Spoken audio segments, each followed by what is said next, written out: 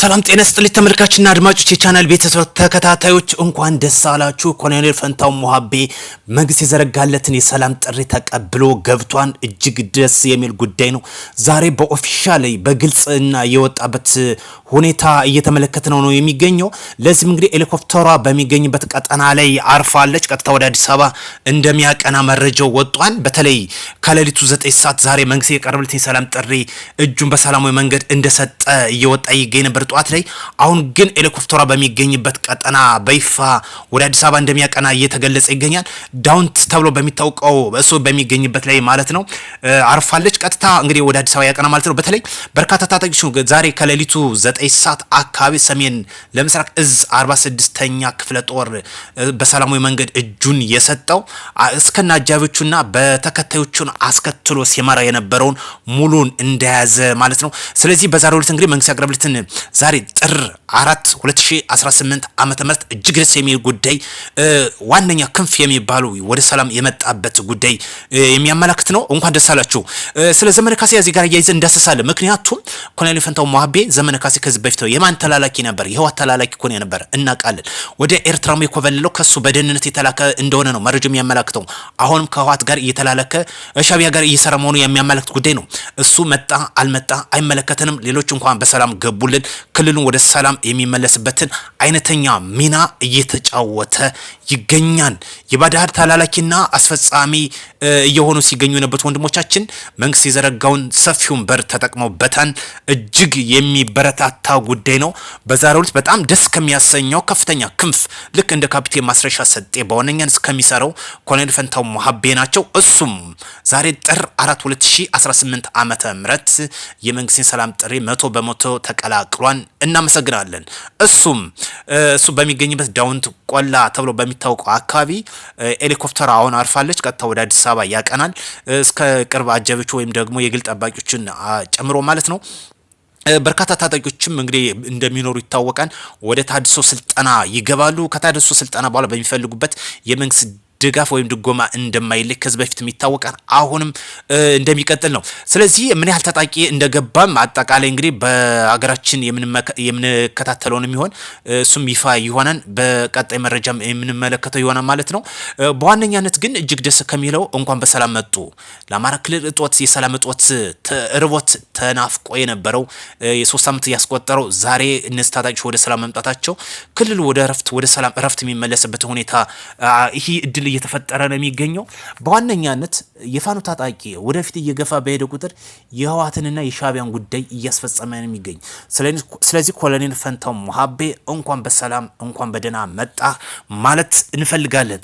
ጠላቶቻችን አይናችሁ እያየ እየሰማችሁ ይሄው ታጣቂ ወንድሞቻችን መንግስት የዘረጋላቸውን የሰላም በር በይፋ ተቀላቅለውታል። ዛሬ እስካሁን ድረስ ከተመለከቷቸው ከካፒቴን ማስረሻ ሰጤ በሁለተኛነት እጅግ ደስ ከሚለው ከተመለከቱት ዛሬ ኮሎኔል ፈንታው ሞሀቤ መግባቱ ነው። ምክንያቱም በከፍተኛ ኃላፊነት ወይም ቁንጮ ከተቀመጡት ካፒቴን ማስረሻ ሰጤ ኮሎኔል ፈንታው ሞሀቤ ናቸው። እነዚህ ሰዎች እንግዲህ መንግስት የዘረጋላቸው በይፋ ተቀላቅለዋል። አንድ መረጃ ልክ ካፒቴን ማስረሻ ሰጤ እጁን ሰጥቶ ሲገባ ኮሎኔል ፈንታው ሞሀቤ አዲስ ሪፎርም ሰርተናን የሚል ፎቶ እየለቀቁ ነበረ። አዚህ በፊት ኦልድ የሆነ ፎቶ ወይም ደግሞ የቆየ ፎቶን በመልቀቅ ሪፎርም ሰርተናን ካፒቴን ማስረሻ ሰጠ አልሰጠ ኃይላችን አጠናክረና የሚል ማስተባበያ ሲሰሩ ነበር። ነገር ግን ዛሬ በግልጽ ፐብሊክ በሚሆንበት መልኩ በሰላም ገብቶልናል። እጅግ እናመሰግናለን።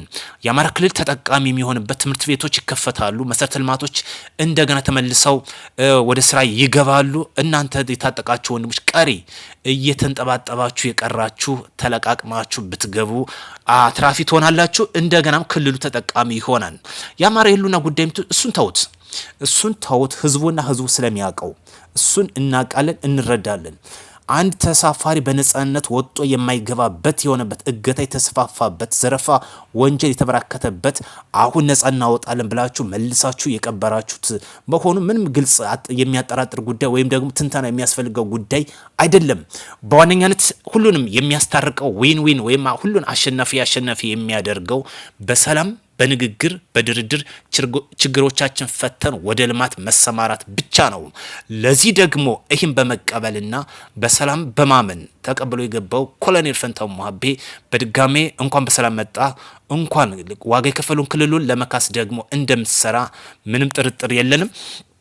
ስለ ዘመነ ካሴ ካነሳን እሱ ላይሰጥ ይችላል ብዬ አንድ መላምት ላስቀምጠው ይችላለሁኝ። ከዚህ በፊትም አንድ እሱ የህወሓት አስፈጻሚ ነው፣ የህወሓት አስፈጻሚ የሻዕቢያ አስፈጻሚ ነው። ኤርትራ በረሃ ቆየ ምናምን ፎቶ የተለጠፈልን ፎቶ የጥንቱን እያዝነ ታጋይ ጠንካራ ታጋይ እሱ ፎቶ ነው፣ እሱ ሾው ነው። አማራ ክልል ገብቶ ጎጃም ላይም አንድ ጥይት አልተኮሰም። ይሄ የሚሰራው ፎቶ ሾው ነው፣ ማሳያ ነው፣ ሌላ ትርጉም የለውም። አሁን እሱ የሚሰራው የዶላር ነጋዴ ነው፣ የዶላር ነጋዴ ነው፣ የሻዕቢያ ተላላኪ ነው፣ የህወሓት ተላላኪ ነው። በፊትም እኮ ብልጽግና አሁን ሳይመጣ ከህወሓት ጋር ሲሰራ የነበረ ነው። ወደ ኤርትራ እኮ በለለ እኮ በድህነት መልኩ እንደሆነ ነው መረጃው የሚያመላክተው። ለስለላ ነው የተላኩት፣ እዛ በምርኮኛ መልኩ ነው ሻዕቢያ ጋር የቆየው። ይሄ ነው የሚያመላክተው ጉዳይ። ዛሬ አማራ ህልውና ጉዳይ እሱን ተውት። አሁን የዶላር ነጋዴ ስለሆነ የሚገኙትን ልቅምቃሚዎችን እየሰበሰበ ሊሰራ ይችላል። ነገር ግን በርካታ ታጣቂዎቻችን ፊታቸውን ወደ ሰላም ስላዞሩ እጅግ ደስ ይለናል። ሀገራችን መሸከምን የሚችለው ትከሻዋ ሰፊ መሆን የሚችለው በሰላምና በሰላም ብቻ ነው። ጦርነት አያስፈልግም፣ ከባድ ስድብም አያስፈልጋትም። ሀገራችን የሚያስፈልጋት የተትረፈረፈ ማዕድን አላት። ይሄን ተስማምተን ብናለማ ብቻ ነው የሚጠቅመን። ሰላምን ለብሰን ለልማት እጆቻችን ብናዘጋጅ እጅግ አትራፊ እንሆናለን። ወደ ቻናል ቤተሰብ ተከታታዮች አዲስ ሆኖ ሰብስክራይብ፣ ቤተሰቦቻችሁ ላይክ፣ ሼር ማድረጋችሁን እንዳትረሱ። ዕለታዊ ትኩስ መረጃዎችን እየተከታተልን የምናስደምጣችሁ ይሆናል። በዛሬው እንግዲህ አሁን ሄሊኮፕተሯ ዳውን ትገኛለች። ስትሄድ እንግዲህ ከፍተኛ ጀነራሎች አብረው ርክክብ ያደረጉ ይኖራሉ፣ የግል ጠባቂዎችም ይኖራሉ። ቀጥታ እንግዲህ ወደ አዲስ አበባ እንደሚያቀና ነው አሁን እየወጣ የሚገኘው መረጃ። ሌሎች መረጃዎች እንግዲህ እየተከታተልን እናንተ እናስደምጣለን። ሼር፣ ላይክ፣ ሰብስክራይብ ማድረግ ግን እንዳይረሳ። በተለይ መረጃው ለሁሉም እንዲያየው ምን ያህል አሁን ያለበት ሂደት ክልል ወደ ሰላም የመጣበት ያለበትን የሚያመላክት ጉዳይ ነው። ብዙዎች አሁን እዚህ አማራ ክልል ለምሳሌ ባህር ዳር ባለሀብቶች ከአዲስ አበባ ወደ ባህር ዳር ነው ከባዶ ወደ አዲስ አበባ ነው እየተሰደዱ ያሉት። በራሱ ክልል በራሱ እየተሰደደ ያለው ከባዶ ወደ አዲስ አበባ ለምን? የሰላም ጦት ወንጀል የተበራከተበት ውንብድና የተበራከተበት ነው። ይህ ደግሞ ያመጣው ይህን ጣጣ ታጥቀው የገቡ ወንድሞቻችን ናቸው። አሁን ወደ ሰላም እየተመለሰ ስላለ በእጅጉ ደስ ይላል። ሰላም ለሀገራችን ያደርግ። ደግመንም ደጋግመን ዛሬ እጅግ ደስ ብሎኛል። ምክንያቱም የሚያስፈልገን ሰላም ነው። ጦርነት ለማንም አይጠቅምም። ጦርነት ማንንም አሸናፊ አያደርግም። ሁሉንም ወይን የሚያደርገው ሰላም፣ ንግግር፣ ድርድርና ችግሮቻችን ፈተን ወደ ሰላምና ወደ ልማት መዞር ብቻ ነው። እዛ ውጭ የሚመጣ ለውጥ አይኖርም። ውድ የቻናል ቤተሰቦች ተመልሰን እንደገና መረጃዎችን ተመልክተን በሌላ መረጃ እስክንገናኝ መልካም ጊዜ እንዲሆንላችሁ ከወዲሁ እመኛለሁ።